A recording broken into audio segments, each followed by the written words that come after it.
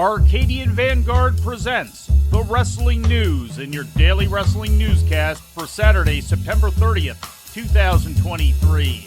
Good morning, I'm Mike Sempervive. We begin today with WWE Smackdown broadcast last night live on Fox from the Golden One Center in Sacramento, California.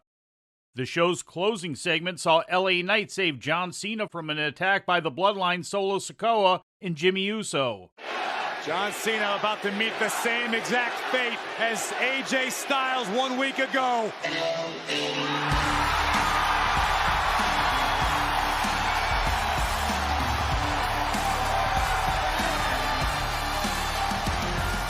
We're in Sacramento, but LA is here.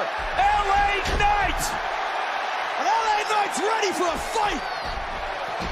The defiant one, LA Knight teeing off on Jimmy Uso, and now right hand after right hand to Solo. Ooh. Oh! Neckbreaker! The enforcer is down. Oh! Jimmy Uso is down. Knight then signed the contract to make him Cena's partner against Uso and Sikoa at Fastlane. The program opened with an in-ring promo segment featuring Uso, Sikoa, and Paul Heyman, which was interrupted by the OC's Carl Anderson, who attacked Uso and Sikoa. That led to a match between Uso and Anderson, which Uso won in 127 seconds. Jimmy looking for the Uso splash, hooks the leg to get the win over Carl Anderson. He's got it. Rey Mysterio retained the WWE United States title by defeating Santos Escobar, pinning him in 20 minutes and 39 seconds with a roll-up. After the bout, as Mysterio and Escobar prepared to shake hands, both men were laid out by the Street Profits. Oh my God! The Street Profits! Ford and Dawkins are back! But Bobby Lashley said prove it, after saying the Street Profits do not have enough pride earlier tonight. Rey Mysterio and Santos Escobar just went through a grueling match for the United States Championship. They were about to show respect to one another, and they were ambushed from behind by the Profits. During a post-match interview, Mysterio and Escobar challenged the Profits for a match at Fastlane. Charlotte Flair pinned Bayley after delivering a spear. Spears from Charlotte. Just like that. Win. Following the bout, Bayley and her Damage Control teammates conspired to attack Charlotte but were thwarted by Asuka. That incident led to Bayley volunteering WWE Women's Champion Io Sky to face both Flair and Asuka in a triple threat match at Fastlane. So here's the thing. I've known Bayley for 10 years. She was my first match at NXT, and 10 years ago, I looked up to Bayley. She was the one showing me the ropes, and if it's anything I've learned over the years, it's how to get under her skin, and that's exactly what I did tonight. Thank you, Bayley. Now I have a triple threat against Io and Asuka, thanks to you. Woo! In the only other match on the show, Austin Theory pinned Cameron Grimes in 3 minutes. Afterwards, both Theory and his tag team partner Grayson Waller jawed with Dragon Lee, who was sitting ringside. AEW Rampage on TNT aired last night, featuring matches taped last Wednesday at First Bank Center in Broomfield, Colorado.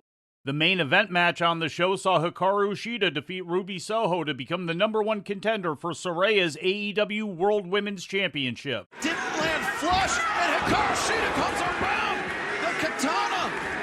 And as she caught her flush, she caught Soho flush. Shida has done it! Saraya and Shida will face off on the Tuesday, October 10th edition of Dynamite, which goes head-to-head with NXT due to the Major League Baseball playoffs airing on TBS. The Righteous Dutch and Vincent defeated Caleb Crush and Gunner. The Righteous will face MJF in a handicap match for the ROH World Tag Team titles Sunday at WrestleDream. New Japan Strong Openweight champion Eddie Kingston retained the title by defeating Rocky Romero in 9 minutes. Earlier in the program, during a backstage interview segment, Kingston was confronted by Jay Lethal, who challenged Kingston for the Ring of Honor World Heavyweight title. Jeff, I leave you black in both eyes. You gon' need a pair of these shades like Coach Prime. And in the opener, the Acclaimed and Billy Gunn defeated Isaiah Cassidy and the Hardy Boys to retain the AEW World Trios title after Bowens pinned Cassidy. CMLL presented a special Night of Champions show on Friday night inside their home building of Arena Mexico, featuring all title matches. In the main event, Titan defeated Mascara Dorada 2.0 to make the 8th defense of the CMLL World Welterweight Championship. Mystico also held on to the NWA World Historic Middleweight title for the 7th time, defeating Virus.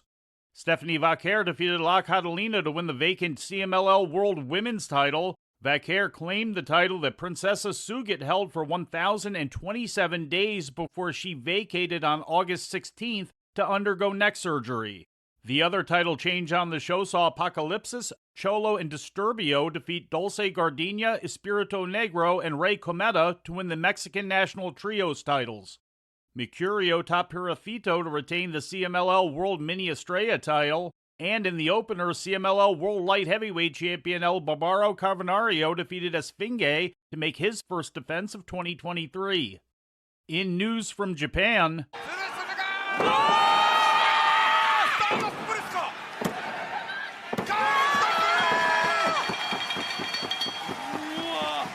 Suzu Suzuki pinned Maika after delivering a Sky Twister press to win her first Stardom 5-Star Grand Prix tournament today at the Budokan in Yokohama. Suzuki made it to the finals out of the red block with 12 points, earning 2 points automatically due to Saya Kamatani being injured and unable to compete. Maika won the Blue Stars block with 12 points, advancing to the final due to beating Mirai earlier in the night. Suzuki was able to advance due to Tam Nakano, Sayuri, and Natsuka Tora all losing their last red block matches. New Japan Pro Wrestling announced on Friday that they would be returning to San Jose, California this coming January. The promotion announced that Battle in the Valley will return to the San Jose Civic on January 13th, just 9 days after the company's biggest show of the year inside the Tokyo Dome on January 4th.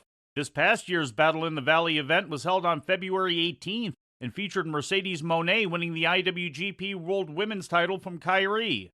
New Japan's first show in San Jose took place in November of 2021 and was main evented by Tomohiro Ishii winning the Never Openweight title from Jay White.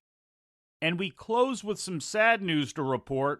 Betty Wade Murphy, better known as Joyce Grable, passed away on Friday at the age of 70.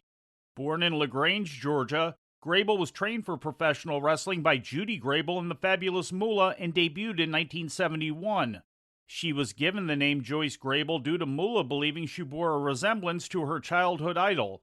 She won her first championship inside Madison Square Garden on October 15, 1973, teaming with Vicki Williams to win the NWA Women's World Tag Team title from Donna Cristanello and Tony Rose. Grable held the NWA tag titles on 6 different occasions, winning them 3 times with Williams between 1973 and 1979, and another 3 with Wendy Richter between 1980 and 1983.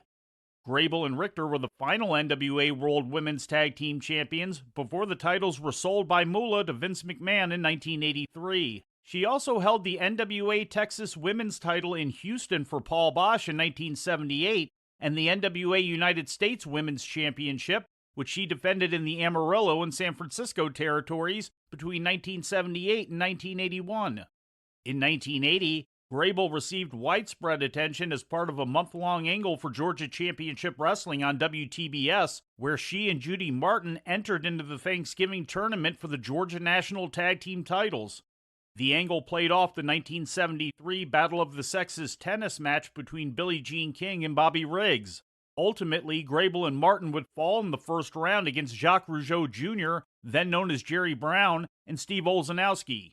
Over the years, Grable would play a pivotal role in helping train Moolah's troupe of female workers and was honored with inductions into the National Wrestling Alliance Hall of Fame in 2012, Professional Wrestling Hall of Fame in 2013, and the St. Louis Wrestling Hall of Fame in 2022. Grable was honored by the Cauliflower Alley Club in 2010 when she was presented with the Women's Wrestling Award. She was honored again with the Courage Award in 2022 as she battled leukemia, which she was diagnosed with in 2013. Earlier this week on social media, Grable's son Terry wrote that his mother was under hospice care, stating, quote, "We will do everything in our power to make sure that she is as comfortable as she can possibly be. She has lived a long and fulfilling life and is ready to be with the Lord. We ask for continued prayers for peace and mercy as she lives out her final days here on earth." End quote. Once again, Joyce Grable passed away on Friday at the age of 70. And before we leave you today, We'd like to remind you that however you consume your content, you can find the wrestling news 24 hours a day and 7 days a week across social media. On Twitter, follow us at Wrestling News AV.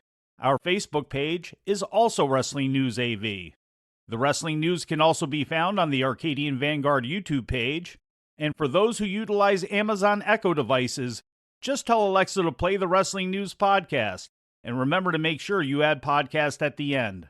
Once again, for daily updates, breaking news, and more, follow the Wrestling News across social media. And that's the news for today. If anything happens, we will be here to tell you about it. No clickbait, no paywall, just the Wrestling News. The Wrestling News is a division of Arcadian Vanguard, and the Wrestling Newscast is a production of the Arcadian Vanguard Podcast Network.